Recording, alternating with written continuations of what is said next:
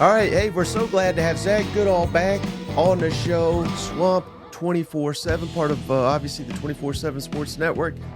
Same haircut that makes cousin Shane jealous. Zach, how you been, buddy? Mike, I've been great. I'm so thrilled to be back, A, with you, and B, covering the Gators. It's funny how things work out. Spent a year away covering the NFL, and somehow couldn't even get out of Gainesville. I was doing the drive up to Jacksonville, so it was calling for me. Yeah, and when you left, let's be honest, it was a lot of doom and gloom. And I admit, I've said this many times, even though I thought all off season last year, I thought was going to be much better. And then the first month happened. I said, "Oh God, there's no way Billy Napier survives this." What is it like now coming back to a program that is on the upswing? And what's the confidence level that they could continue that into 2025?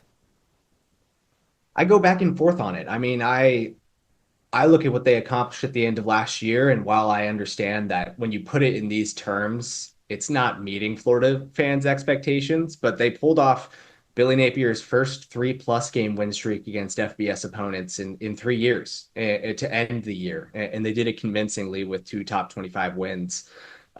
They have every reason, I think, to be motivated and to believe in what they're doing. That's really what it comes down to, though, is how much are they still willing to make adjustments on things that, I would still say were not up to par last year. I think the offense still could have been better, even with DJ Lagway's emergence. There's still things that I believe handicap this offense from a schematic and play calling standpoint. And while we see the belief, obviously, across the roster, the talent that's brought in, to me, that also applies to Billy Napier. I think he's radiating a sense of belief that his systems that he's put in place and worked very hard to put in place for the past 3 years are working. Graham Hall and I got to catch up with him on my second day on the job. Actually, we had an exclusive with him, and he said very bluntly that play calling in their offensive system as a whole, the multiple coordinators, the way they lay things out during the week, is something that he really has conviction about. So to me, the proof is in the pudding with this roster. I think that it's as talented as it's been and that this team can win big games, can beat tough opponents. Will they get in their own way, or will they be willing to continue, adapting and making changes? Or are they so entrenched in what they believe that they're just going to stick to it? And I think that's going to be the tale of the season. Yeah, and I picked up some fascinating nuggets over at Swamp 24/7. This is courtesy of your writing. Gators had 13 transfers out. That's the fewest they've had in an offseason under Billy Napier. So that's obviously a sign that the players are buying in. And in this world of NIL transfer portal, we're not naive. They saved money by not firing Billy Napier. And what do you know? The recruiting, went through the ceiling, and there was many key players that could be on their way to the NFL right now. They're back for another season. So certainly, behind the scenes, there's belief in Billy Napier, and there's financial support to back it up. Could that be? How big could that be for next season and moving forward under Billy Napier? Monumental, to the point of his systems. Like, I got to give credit where it's due. I think recruiting has shown now the past couple of cycles, the 2 5 stars with Lagway and LJ McCray the year before, and the run while they were winning games at the end of this past season, that put them up into, I believe, the number 8 class when all was said and done. Like, I do think that those things are working out. The ability to retain talent was certainly a problem in the past. I think everyone would immediately think of Trevor Etienne the season before. Uh, Clearly, financially, whether it be from not moving on from Billy Napier or getting Florida victorious and other NIL partners and their internal system that I know they've still been working on this year. Player retention has become something that they can do. There just wasn't something that they were very good at before. And right, to those 13 transfers that left, that's by far the fewest. So is their 5 transfers added because they were able to hold on to some of these players like Caleb Banks, Tyreek Sapp, Austin Barber, and Jake Slaughter, the latter being an All-American last year. I think all of those players reasonably could have been drafted. Instead, they come back as veteran leaders of the team and certainly some of their most talented players. And they're surrounding them with continually, again, these recruits that have now some of them going into year 2, even year 3.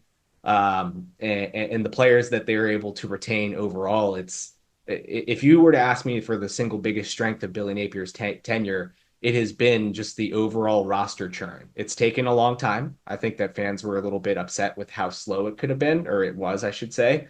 But at this point, this is what they've been building toward. And I think that this roster, just in a vacuum, can go head to head with really a lot of the teams in the SEC. Mm-hmm.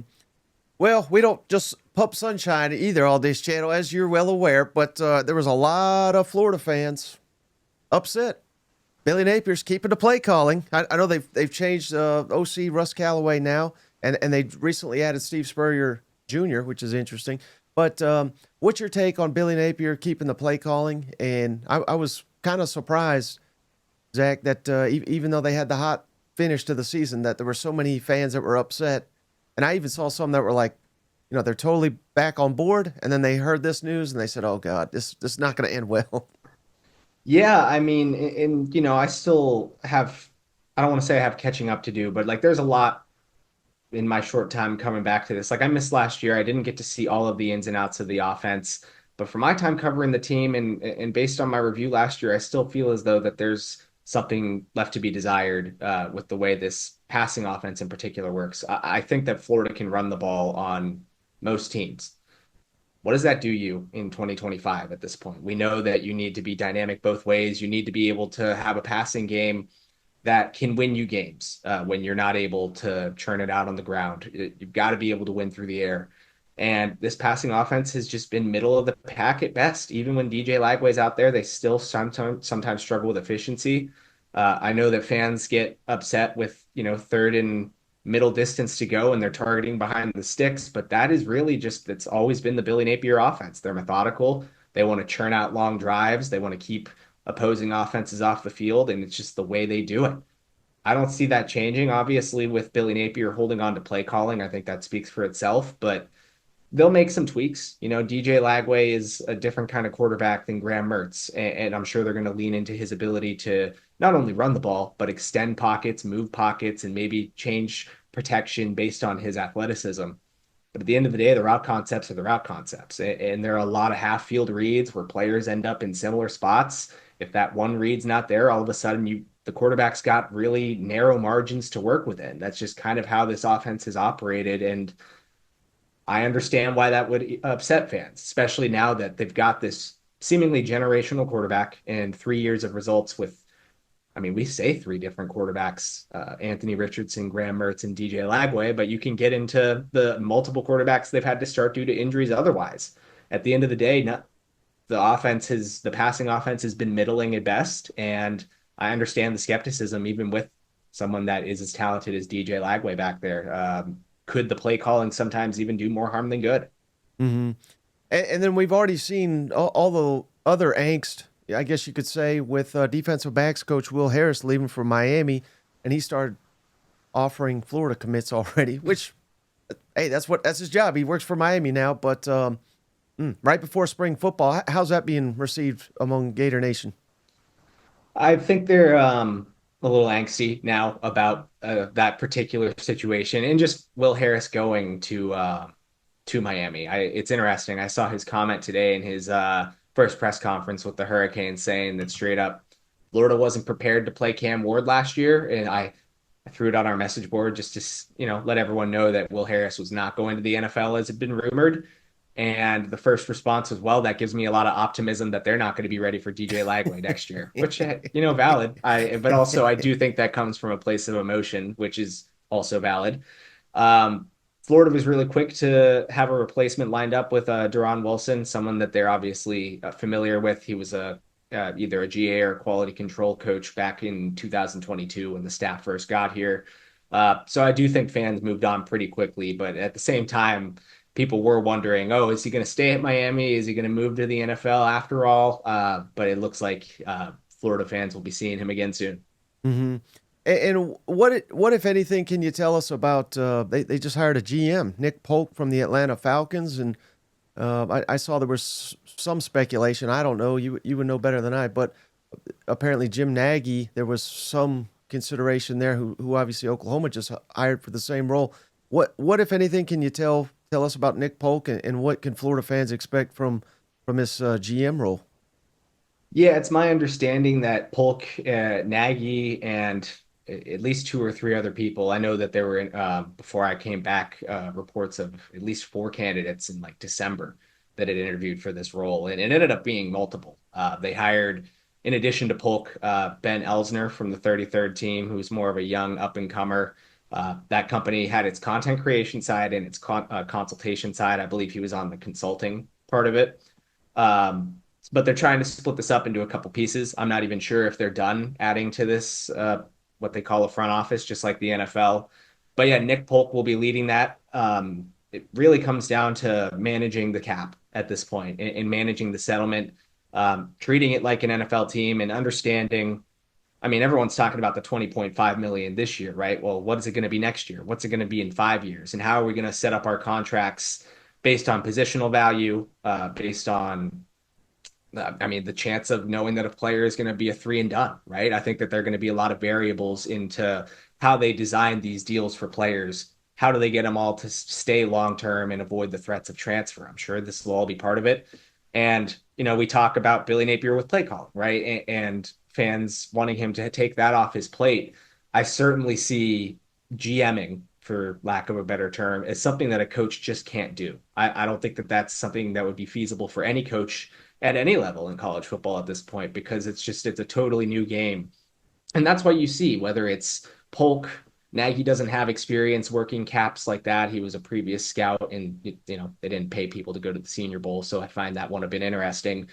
But regardless, you see them pulling these NFL influenced people into the college ranks for exactly that, because they have the familiarity with how the cap system works, how to create these contracts. And I think that's really all it comes down to. I'm sure that Nick Polk will have a say in some scouting and maybe not recruiting itself, but like pitching into the recruiting effort by offering his thoughts on player X, Y, and Z, what their value is. But at the end of the day, I see him and Elsner, and if they add anyone else, really honing in on the money aspect, which is obviously so crucial at this point.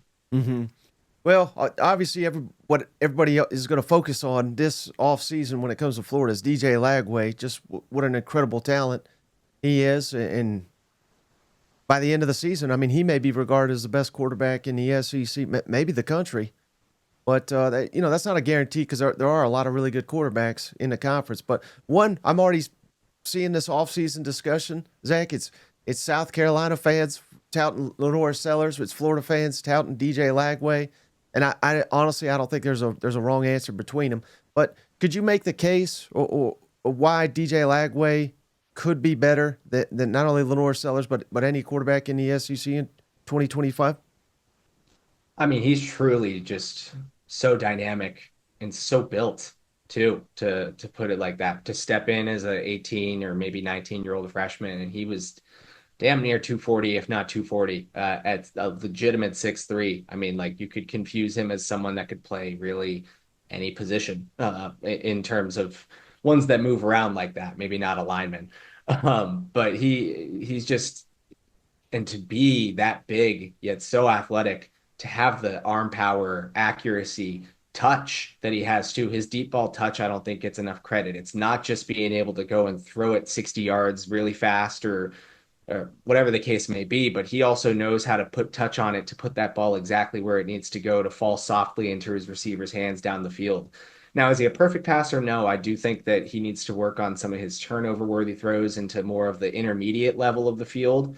But to start with the deep ball accuracy and success that he had, and pair it even with, I don't think he had a ton of hiccups in the short game. So all of a sudden, you're really only concentrating on one level of the field, but you know that he can take you deep, and he can also take the things that are underneath in the easy stuff when he needs to. I think he's just overall really advanced for a quarterback of his age. And I know that going back to, gosh, I want to say his junior year of high school, he was the type of kid that was getting up at 4:30, maybe earlier in the morning, to go and start working out, get tape sessions in before high school classes, and then to go and practice later in the day. He's just, in my opinion, Florida fans like to talk about how committed he is to Florida. It's almost unique, in the sense that it doesn't feel like there's a threat to transfer. He just launched a foundation with UF Health in Gainesville, so he seems the type to stick around. but I'm equally, if not more, impressed by the level of commitment he has to this game. You see players all the time. You know that a lot of these recruits and kids are eat, drinking, and sleeping football. It's all they do. DJ still finds a way to stand above the rest from a lot of the players that I've gotten to cover. Mm. Well, that being said, with all the hype around DJ, and it's all warranted, and going 8-5 last year, what is the expectations that most Florida fans, what's it going to take to keep them happy? Because again, like you said earlier, 8-5, that's not the standard at Florida, but the schedule was ridiculous last year, and it may be even tougher this year. So, what's it going to take to keep fans happy, you think? Yeah, it's certainly not easier. And so I think that without even getting into projecting what the total would be, right? I mean, I do get the sense that a lot of people are looking at this as CFP or bust, but ultimately, you got to start with the same amount of momentum that you ended last year on. You cannot come out slow out of the gate, even if they win some of these games and don't start 1-2 or with any blowout losses. Like you've got to look like you've picked up where you left off, and I think that would go a long way to appeasing fans because they've had rough starts really every year they've been here. You've got that Utah win to start things off, and then it immediately slides into the loss with Kentucky.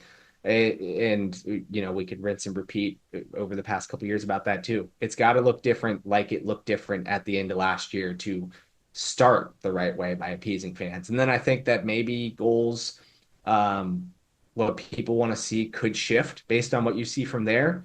But ultimately, again, back to the standards of Florida, and now with a expanded playoff at this point, like I think most fans would tell you, based on the hype that's being put out this year, it's college football playoffs or bust. Mm-hmm. And if they do reach that, it's going to be in large part, I think, to the defense carrying over the momentum that they had, because that kind of gets a little.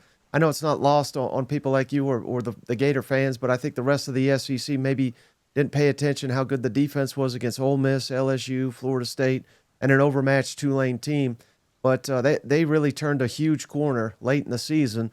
What's the confidence level with Ron Roberts that'll continue over to 2025?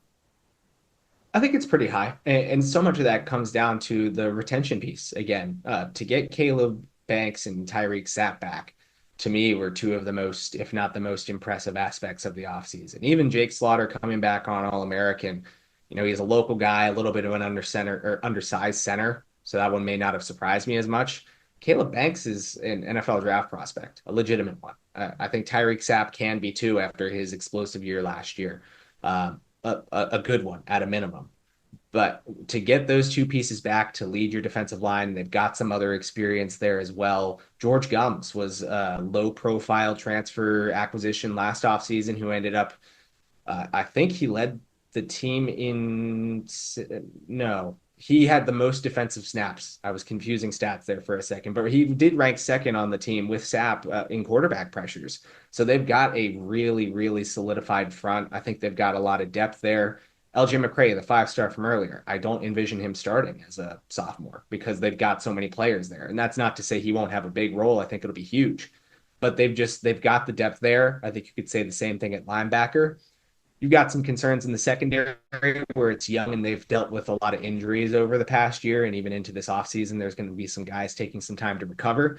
But all things considered, from at least the front seven, it's not only really good at the top, but they've got a lot of really intriguing talents who I do think are ready to contribute and have contributed already.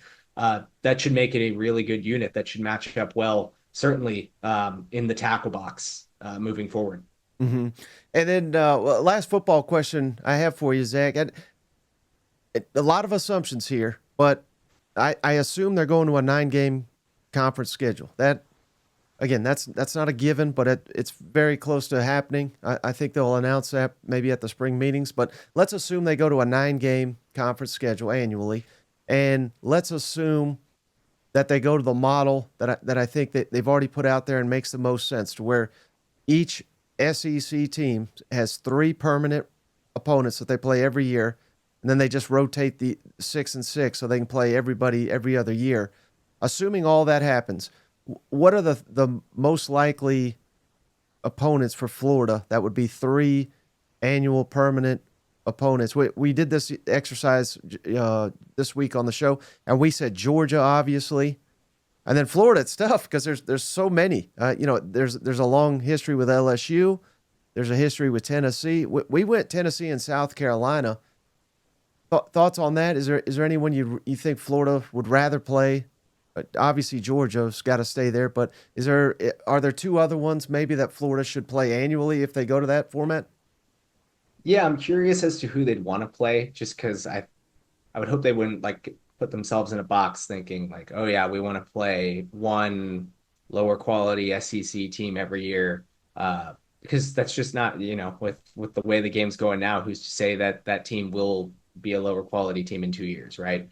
Uh, I think from the sentimental value, the four teams that you raised make the most sense, and the three I was going to go with are Georgia, LSU, and Tennessee, and really only to add a selfish level in that. I mean, from Jacksonville, so that game means something to me, and the new stadium going there, obviously, it'll be cool. Um, but also, I mean, man, those environments at Tennessee and LSU too, they're two alongside the swamp are among the most unique that I've ever been in. And to be able to guarantee that every 2 years that I'll get to cover those games, give them to me. Yeah. All right. And then final thing for you. A lot's changed, Zach. We started covering basketball. We're dipping our toes in, but we're still, we don't act like we're basketball experts, so we rely on other people. How far do you think this Florida team can go? Could they make a Final Four? Could they win the whole thing? I mean, at times Florida to me looks like arguably the best team in the country. Yeah, and I want to say that I am also like way more football guy than basketball guy, but I've dipped my toes in here, especially with 247. I think that they easily can be a Final Four team. It wouldn't surprise me if they're able to at least push all the way with a good slate in the tournament, because I think that when they're on, and most nights they're on, they have nights like against Georgia the other night where they certainly start slow and pick things up, but that doesn't happen super often. When they're on, I think they can drop 100 on most teams in the country. They have such a dynamic set of scorers in their front and their back court, and they've really started to establish some depth in their back court, especially players stepping. I mean, you could say that about the front court too, like Thomas Haas stepping up for Alex Condit, but they've got guards, some that people might not know their name, like Urban Klavzar stepping up when they had multiple injuries at guard, and all of a sudden he's popping off as a shooter. They've got guys who can step in and do it. And when you've got that and you've got those players starting to emerge in January and in February, that tells me that they certainly can make a long push here in the coming weeks. I'm curious to see what they do in the SEC tournament, because last year, they made that push. Micah Hanlogden suffers his injury. That really rattles them. They drop out in the first round of the tournament. I could see them maybe taking their foot off the gas come Nashville, come the SEC tournament, with their eyes on March, or the rest of March, I guess I should say, because they've got a team that I really think can. I don't want to say will or could go the whole way, but I wouldn't blame them whatsoever for believing that they can do that. Mm. All right, Zach. Thank you so much for your time. We're damn glad to have you back covering SEC football. But I know you enjoyed your time covering the NFL. But before you go, can you tell my audience how to follow you and how to find your work? Yeah, absolutely, man. I appreciate you having me on as always. You guys can find me on Twitter at Zach, ZACH_Goodall, and all of my work now over at Swamp 247. All right. Thank you so much, Zach.